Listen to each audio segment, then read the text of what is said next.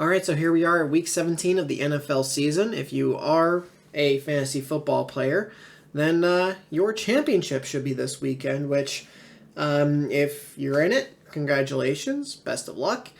If you are fighting for third place to maybe get your entry back, good luck. And if you're just playing for pride at this point, good luck to you, like I am. I am in the matchup for 7th place, apparently, which I don't think it's ever told me that before. So, yeah, I am fighting for 7th place. The first person to not be in the playoffs, basically. It's just right on the cusp of which, in this case, if it were the actual NFL, I would be the 18th pick in the draft. Because 1 to 18 don't make the playoffs, 19 to 32 do. So let's get into actual football. With Thursday Night Football, the Jets playing the Browns. Browns are going to win this game, but I would happily be wrong here if the Jets are somehow able to have a miracle. But Cleveland, I do believe, with winning this game, they should just about secure a playoff spot, because I think that'd be 11 wins, if I'm correct in that. So they're going to win the game and clinch a playoff spot. Detroit at Dallas. I am going to be taking Dallas here. And the one and only reason is because they're at home. That's it. They're at home. Which, when they're at home, is when Dak is able to play well. He's actually able to do his real cadence. He doesn't have to go on the silent count, home field advantage, all that stuff. So that's where Dallas is going to win this game. We have no Monday night game. Look at that. Yeah, Green Bay and Minnesota is the last one. Wow. So we can actually fit the entire schedule on here. So, yeah, no Monday night game. Which is odd. I figured, you had games on Christmas, but you're not going to have games New Year's Day. Or New Year's night. Not New Year's Eve, but actually, that Green Bay and Minnesota game, that's going to end right before the ball drops on the East Coast. So, New England at Buffalo. I'm taking Buffalo here. I think they can beat New England. I know a lot of people, because I live in, their market, that they play to their competition. So if it's a really, really good team, like a San Fran or a Baltimore, they're going to play to the level of a San Fran or a Baltimore. But if they go and play Carolina, they're going to play down to Carolina. Just like kind of how they played to the level of the Chargers last week, and it was a really close game when people thought it was going to be a blowout. So it's going to be interesting. But New England at Buffalo, Buffalo. Atlanta at Chicago. I'm going to take Atlanta here. Taylor Heineke, he's playing still. A lot of guys are probably playing for their jobs. Arthur Smith's probably coaching for his job. And as far as Chicago is concerned, they need to find out if Justin Fields is the guy, if Matt Eberflus is going to be the head coach. They need a lot to figure out. So they have a couple more games to do that. Las Vegas at Indy. I'm going to be taking Indy here. But I will happily be wrong, and that is in order to help Pittsburgh. Vegas has to beat Indy. Because Indy and Houston, which we'll get to soon, they both beat Pittsburgh. So in order for Pittsburgh to be ahead of them in the playoffs, they both need to have a worse record than Pittsburgh. So here's hoping. But at least if Indy wins, I'm right. Rams at Giants. I will be taking the Rams here. The Rams, the last few games, they're on fire. They really are. And there's something I got to say about the Rams. Matthew Stafford, he's been playing pretty well. Well, after I was eliminated from playoff contention, C.J. Stroud had a concussion, and I wanted to pick up a quarterback to still be competitive, still have fun. So I went and picked up Matthew Stafford. Well, a guy in the playoffs, he had Justin Herbert, who just happened to get hurt as well. So when I was earlier in the waiver order, and I got Stafford, and he didn't, and he was like, hey, why are we allowing guys who aren't in playoff contention to pick up guys? Or actually, technically, I was in playoff contention until the very end. So guys not in the playoffs. That's actually a better way of saying it. Why are we letting them have waiver wire pickups?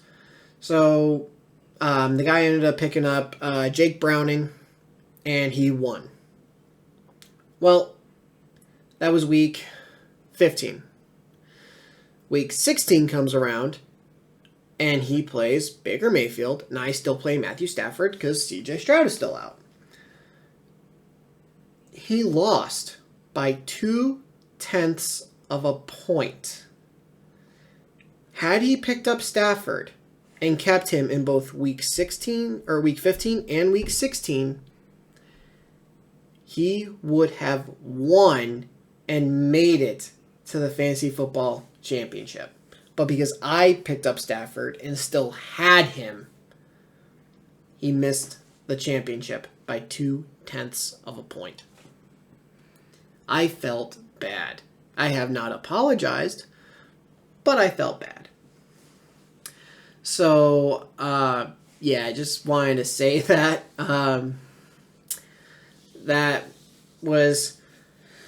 It was a very close matchup between him and the other guy.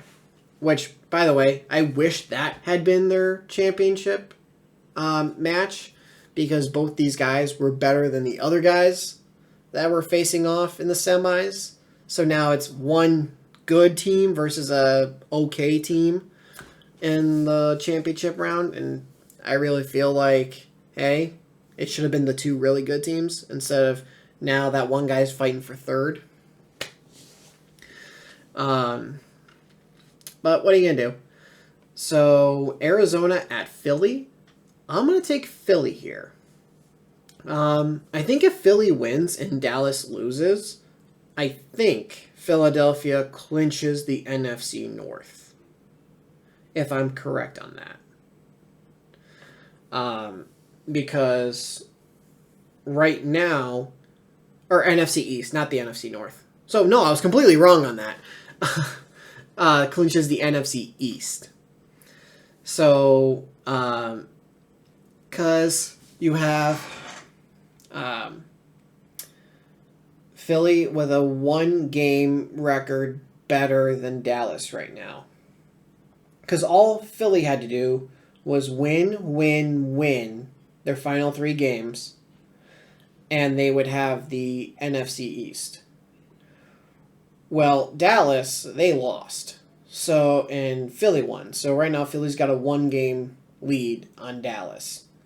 So if Dallas loses this game, and Philly wins, I think they take the division. Because then that would give them a 2-game lead with only 1 game remaining. Yeah, that works out.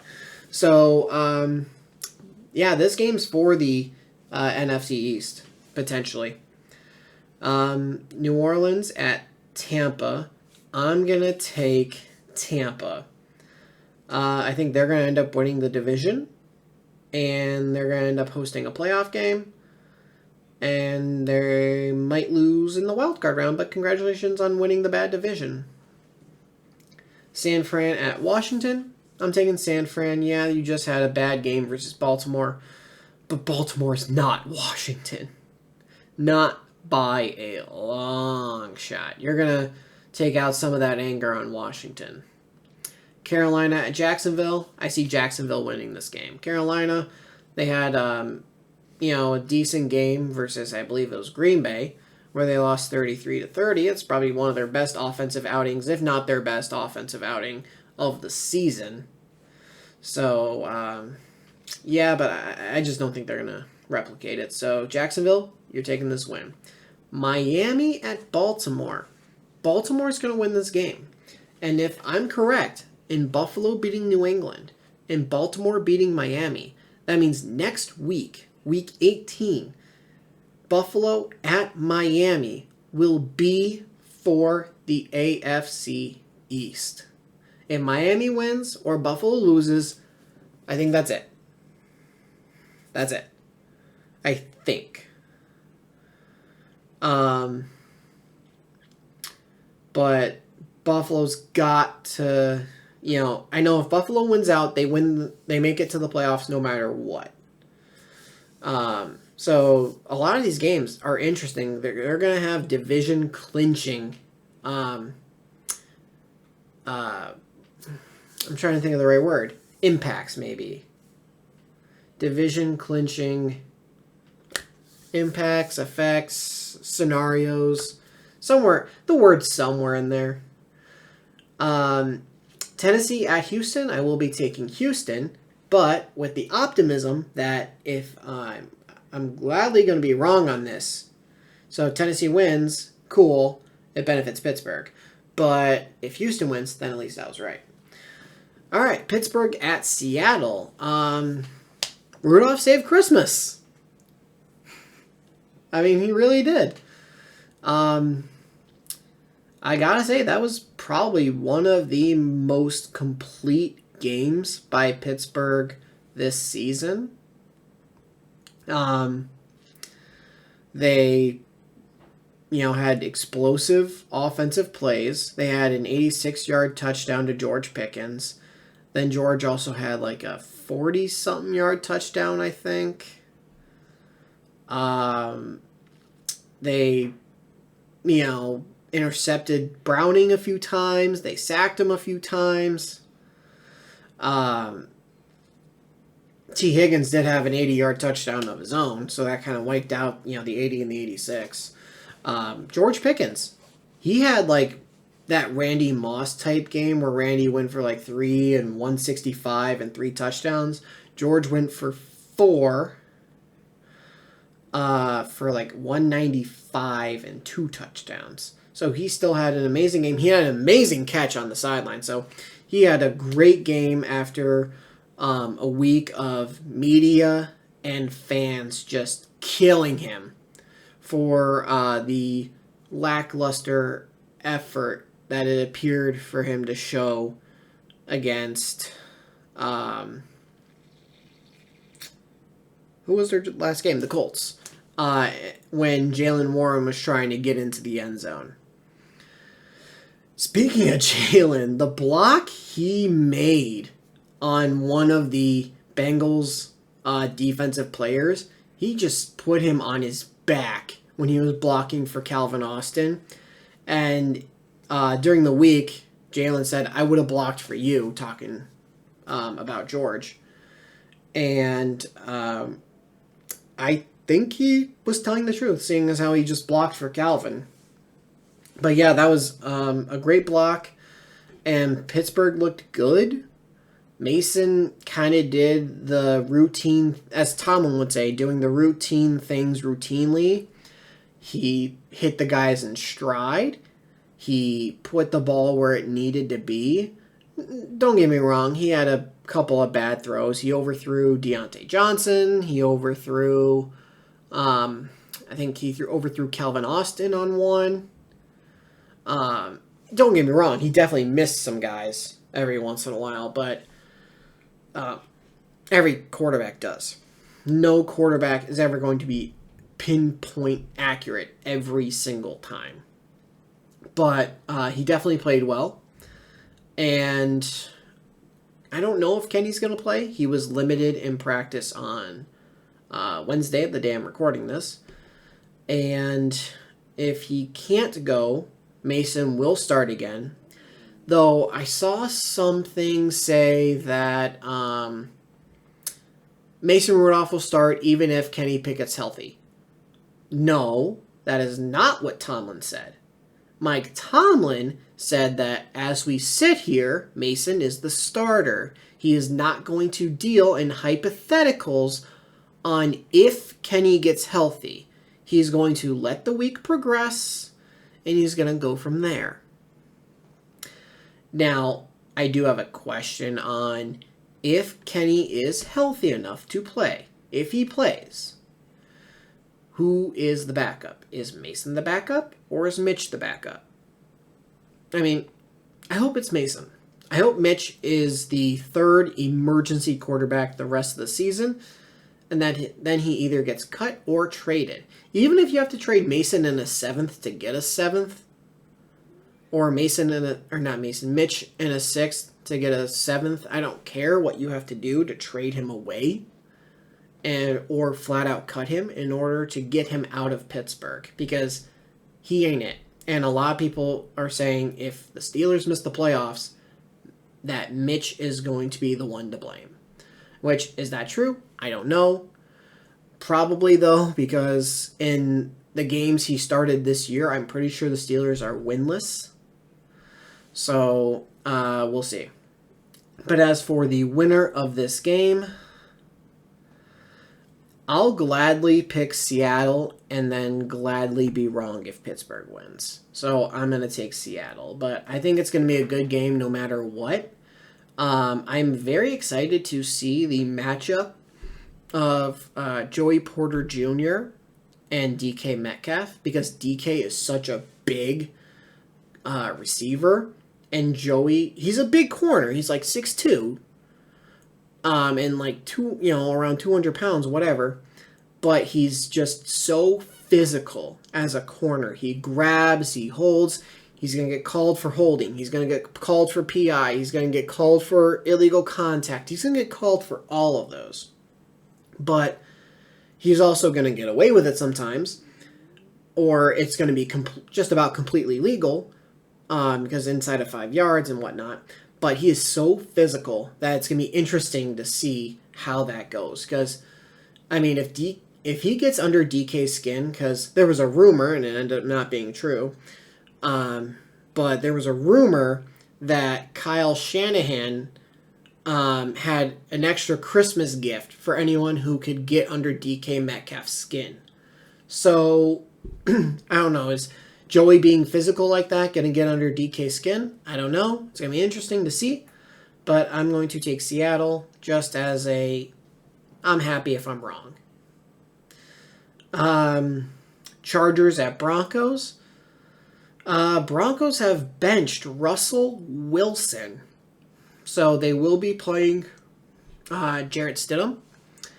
And the Chargers, they had their one game versus the firing the head coach and having the interim guy, and they used it to have a good game, but a close game, in a losing effort against Buffalo. So I'm going to say that by playing Jarrett Stidham, it's going to give Denver a little bit of a boost, and Denver's going to win the game, but I guess I'd gladly be wrong. Cincinnati at Kansas City. I'm going to take Kansas City. Jake Browning, he's had a few good games. He's had 2 bad games versus the same team, the Pittsburgh Steelers. His first start and then his most recent start. And Kansas City's pissed off because, one, they just lost to the Raiders in a game where the Raiders did not complete a single pass in the second, third, or fourth quarters. The last time they completed a pass was about 2 minutes left in the first quarter. Other than that, they did not complete a single pass. They scored 17 unanswered points and won the game. So, Kansas City, they've got to work it out. They've got to be able to fix whatever's going on with them. And I'm going to take them to win this game. If Cincinnati wins, there's a serious problem in Kansas City, even more so. Then the final game of the season with no Monday Night Football, the Green Bay Packers facing the Minnesota Vikings. I am going to take the Packers. No real reason. Oh, you know what? Think about it. Jair Alexander has been suspended 1 game for going out to the coin toss when he wasn't supposed to. He wasn't supposed to be a captain that day. And yet he's like, nah, I'm going to go out for the coin toss. So the Packers suspended him for a game. Which means that they're down 1 guy in the secondary. But Minnesota's out Jordan Addison. So Justin Jefferson's still the main guy. TJ Hawkinson just tore his ACL. And his MCL, actually, too. I'm going to keep Green Bay. I'm gonna take Green Bay here. I'm going to stick with it. If I'm wrong, I guess I'm wrong. But if you guys did enjoy this video, do me a favor and leave a like. And if you're new to the channel, hit that subscribe button, turn notifications on. I'll see all you guys in the next video. Thanks for watching.